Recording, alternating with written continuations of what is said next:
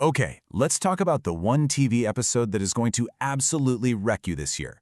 It's from a new animated series on Netflix called Long Story Short, and one episode is a complete emotional wrecking ball.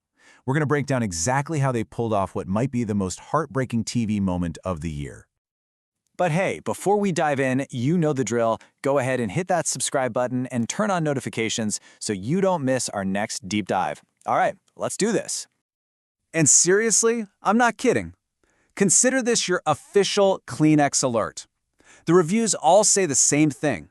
You are going to need tissues. This is not a drill, people. If you need any more proof that this is going to hurt, just know this show comes from the creator of BoJack Horseman. So yeah, these folks are absolute masters at blending laugh-out-loud comedy with soul-crushing sadness. So, are you ready for this? Let's get into the nitty-gritty of what makes this particular episode so unforgettable. So it all kicks off with our main character, Shira. She's this perpetually anxious mom who finds herself spiraling into a full-blown panic, all because of a potluck. Here's the setup.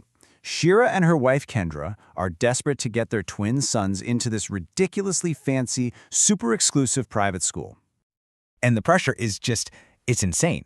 The school only has 12 spots available for new students. 12! And they need 2 of them. So the competition is absolutely cutthroat. Which brings us to the event that triggers everything, a potluck for all the prospective parents. Shira decides the only way they're going to stand out is if she brings some amazing homemade dish, and her anxiety just goes into complete overdrive. So what's her dish of choice? Knishes. Now, if you've never had one, a nish is a traditional Jewish pastry. And let me tell you, it is not a simple thing to just whip up from scratch. And this is where the comedy of the whole situation really kicks in. Shira's wife, Kendra, basically points out that Shira is famously terrible in the kitchen. She literally says Shira can't scramble an egg.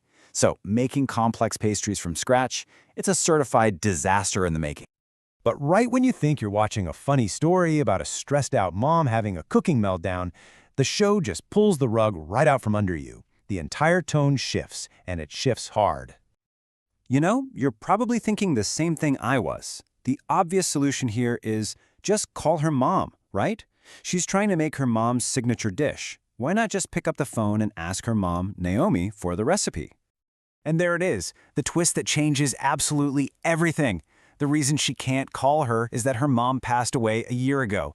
The show just drops this information so casually, and in an instant, the entire story is completely reframed.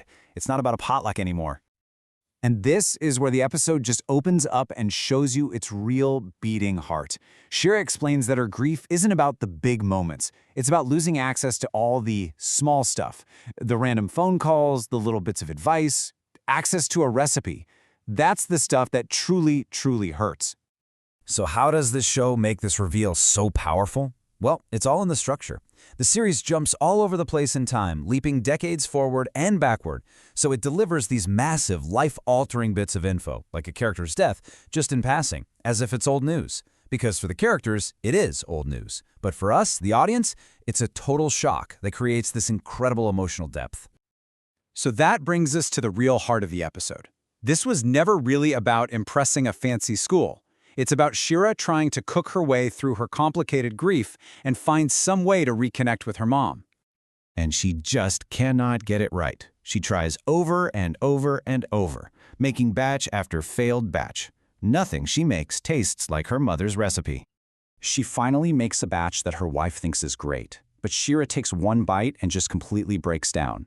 She throws the whole tray away, and through her tears, she finally admits the real problem. They're not my mom's. And then her dad, Elliot, reveals something incredible.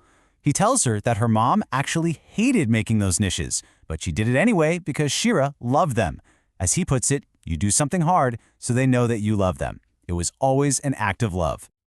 Okay, so if you're not already crying, get ready. The show saves its most powerful gut punch for the very end.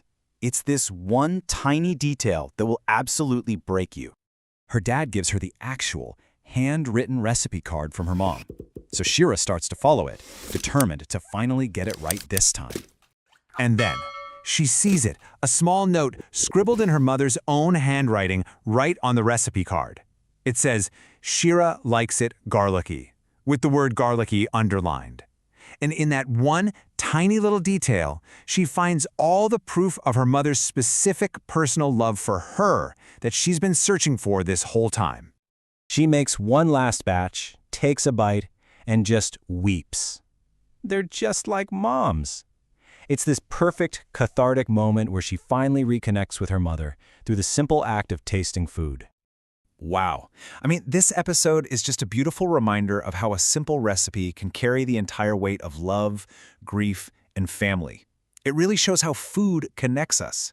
So that leaves me with a question for you. What food connects you to the people you love? Share your story in the comments below. And if you want more breakdowns like this, make sure to smash that subscribe button. Thanks for watching.